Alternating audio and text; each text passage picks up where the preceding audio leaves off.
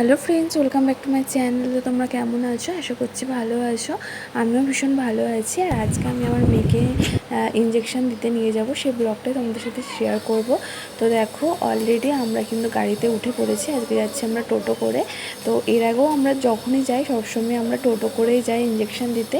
আর সেন্টারটা আমাদের বাড়ি আর কি খুবই কাছে, হেঁটে গেলে হয়তো 10 থেকে 15 মিনিট লাগবে, আর টোটোতে করে বা বাইকে গেলে 5 মিনিট লাগবে।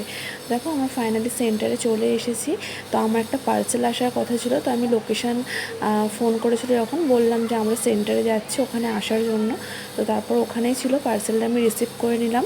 আর দেখো, আমার শ্বশুরমশাই শাশুড়ি সবাই মিলে গেছি সোনাকে 3.5 মাসে ইঞ্জেকশন দিতে। এর আগেও দুবার কিন্তু মা বাবা মিলেই আমরা মিলেই গিয়েছিলাম। যতবার যাই আমরা 3 জনই যাই। তো এরপর দেখো, এই যে সেন্টারের ভিতরে চলে আসলাম। তো দিদিরা ফার্স্টে কার্ডটা এন্ট্রি করে নিল, তারপরেই কিন্তু ওজনটা দেখে নিল, ওয়েটটা ঠিক আছে কিনা। তারপরে আজকে সোনাকে দেবে 3টে ইঞ্জেকশান, 2টো পায়ে, একটা হাতে, আর 2টো তেল খাওয়াবে। তো সত্যি বলতে এটা খুব পেনফুল আর কি একটা ইঞ্জেকশান। যেহেতু এটা আমি গভর্নমেন্ট সেন্টার থেকে নিচ্ছি, তাই ফ্রি অফ কস্ট। এর জন্য কিন্তু কোনো পয়সা লাগছে না, এটা ফ্রিতেই হয়ে যায়, কোনো রকমভাবে কোনো টাকা দিতে হয় না।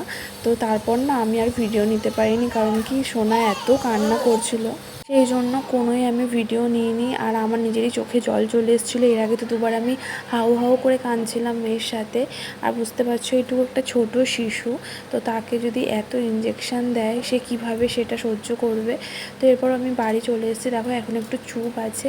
তো সত্যি বলতে মনটা ভালো নেই, তাই ভিডিওটা এখানে শেষ করলাম। চলো, সবাইকে টাটা।